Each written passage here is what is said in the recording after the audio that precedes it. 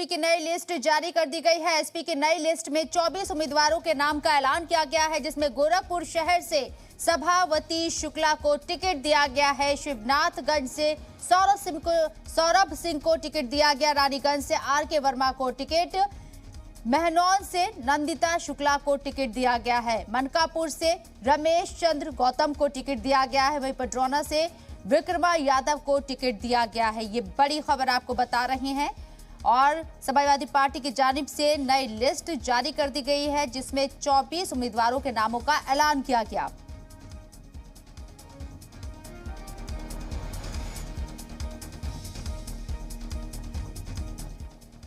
खबरों में बने रहने के लिए आप हमारे फेसबुक, ट्विटर, इंस्टाग्राम पेज को फॉलो कर सकते हैं और ताज़ा अपडेट्स के लिए हमारे यूट्यूब चैनल जी सलाम को सब्सक्राइब कर सकते हैं। और हाँ, बेल आइकन दबाना बिल्कुल ना भूलें।